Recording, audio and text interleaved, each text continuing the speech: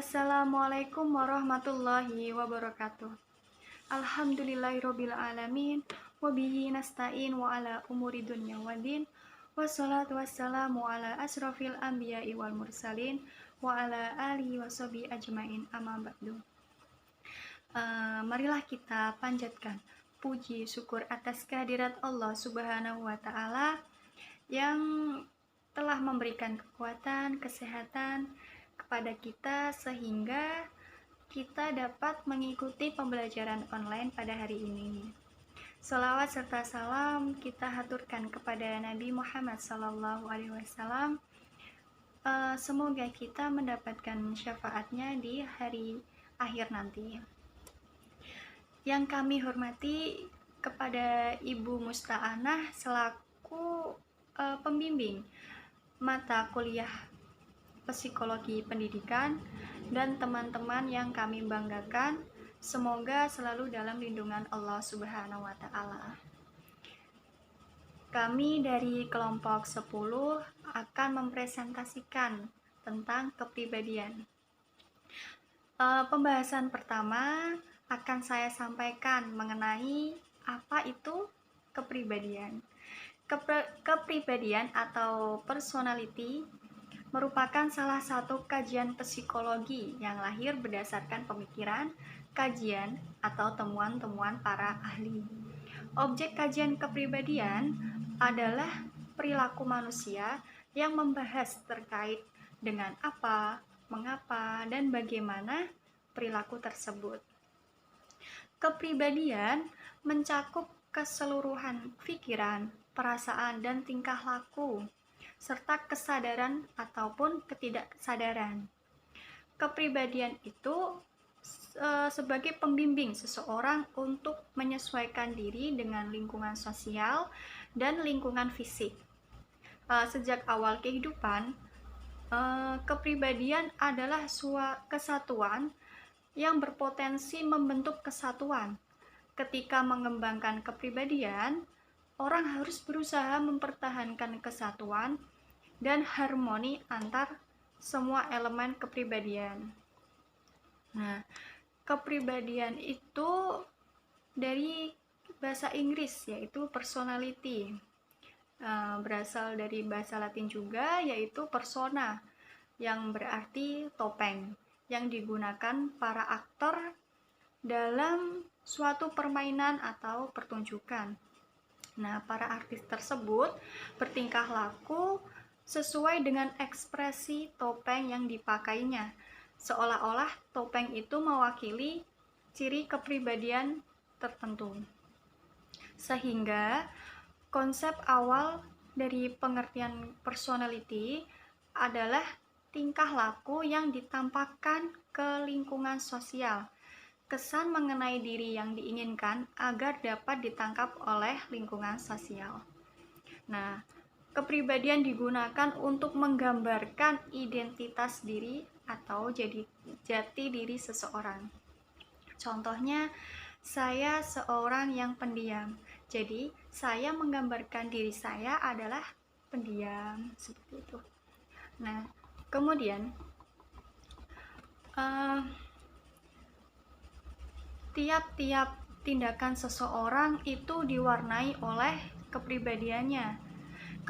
Kepribadian bukanlah suatu substansi, melainkan gejalanya. Suatu aktivitas seperti berbicara, mengingat, berpikir, atau bercinta, tetapi seseorang individu dapat menampakkan kepribadiannya dalam cara-cara ia melakukan aktivitas-aktivitas tadi tersebut ya. Personality merupakan perangsang bagi orang lain. Jadi bagaimana cara orang lain itu bereaksi terhadap kita, itulah kepribadian kita. Nah, bisa disimpulkan kepribadian itu adalah suatu ciri individu yang dapat menggambarkan perilaku, pemikiran, yang dapat diamati dari ciri seseorang dalam menghadapi dunianya. Saya Eli Fitri Rohmah akan menjelaskan tentang pengertian teori kepribadian.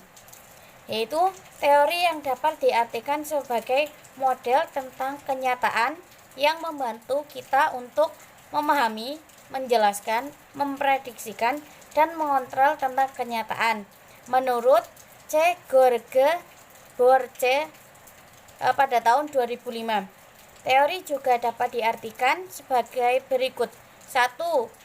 Sekumpulan atau seperangkat asumsi, yaitu dugaan, perkiraan, atau tanggapan yang relevan dan sistematis saling berkaitan. Nomor 2 yaitu hipotesis atau spekulasi tentang kenyataan atau realitas yang belum diketahui kebenarannya secara pasti sebelum diverifikasi melalui pengujian dalam kenyataan. Yang nomor 3 itu sekumpulan asumsi tentang keterkaitan antara peristiwa empiris atau fenomena. Adapun kepribadian merupakan terjemahan dari bahasa Inggris, yaitu personality. Untuk memperoleh pemahaman tentang kepribadian ini, berikut dikemukakan beberapa pengertian dari para ahli. Yang pertama itu Woodward mengemukakan bahwa kepribadian merupakan kualitas tingkah laku total individu. Yang nomor 2 yaitu Dasil mengartikan kepribadian sebagai gambaran total tentang tingkah laku individu yang terorganisasi. Yang ketiga yaitu Alport mengungkapkan pendapatnya tentang pengertian kepribadian, yaitu kepribadian merupakan organisasi yang dinamis dalam individu tentang sistem psikofisik yang menentukan penyesuaiannya yang unik terhadap lingkungannya. Berdasarkan pengertian teori dan kepribadian di atas, maka istilah teori kepribadian dapat diartikan sebagai seperangkat asumsi tentang kualitas tingkah laku manusia beserta definisi empirisnya. Assalamualaikum warahmatullahi wabarakatuh. Nah, materi selanjutnya yaitu tentang aspek-aspek kepribadian. Dalam kepribadian seseorang itu terdapat beberapa aspek-aspek. Menurut Ahmad Demarimba, secara garis besar aspek-aspek kepribadian itu digolongkan menjadi 3, yaitu aspek kejasmanian, aspek kejiwaan, dan aspek kerohanian yang luhur. Nah, pertama yaitu aspek kejasmanian. Apa itu? Yaitu aspek-aspek yang dapat dilihat secara kasat mata atau secara fisik. Contohnya, bagaimana kita berbicara kepada orang yang lebih tua atau di bawah kita, dan bagaimana kita bersikap atau tingkah laku kita kepada orang yang lebih tua atau di bawah kita. Nah, itu kan dapat dilihat secara kasat mata atau secara fisik. Kemudian yaitu aspek kejiwaan, yaitu aspek yang tidak dapat dilihat secara fisik. Contohnya, bagaimana kita berpikir dan apa minat kita. Nah, kalau berpikir kan pikiran kita kan orang lain tidak dapat melihatnya. Kemudian yang terakhir yaitu aspek kerohanian yang luhur, yaitu aspek kejiwaan yang lebih abstrak, yaitu filsafat hidup dan kepercayaan atau agama. Aspek kerohanian yang luhur meliputi sistem nilai-nilai yang telah meresap di dalam kepribadian yang mengarah dan memberikan corak kehidupan kepada individu. Bagi orang-orang yang beragama, aspek inilah yang menentukan kebahagiaan hidup di dunia maupun di akhirat. Nah, kemudian menurut Yusuf Nusirwan, aspek-aspek kepribadian digolongkan menjadi 4, yaitu vitalitas, kemudian temperamen, kemudian watak, dan yang terakhir yaitu kecerdasan. Nah, yang pertama yaitu vitalitas. Apa itu?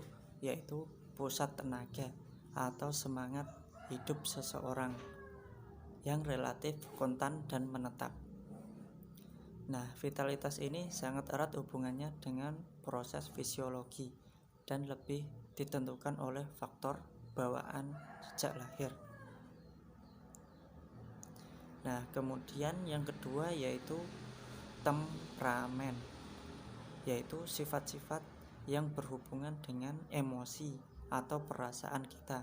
Contohnya pemarah, penyabar, periang, pemurung, dan lain-lainnya.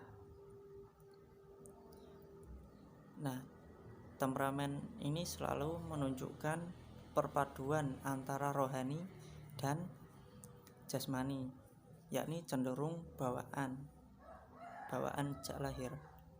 Kemudian yang ketiga yaitu watak, yaitu sifat-sifat yang berhubungan dengan nilai-nilai seperti jujur, pembohong, malas, rajin, dan lain-lainnya.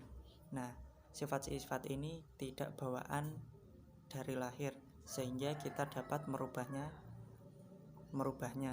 Contohnya yang asalnya kita malas kemudian dirubah sedikit demi sedikit menjadi rajin. Nah, itu kan dapat dirubah.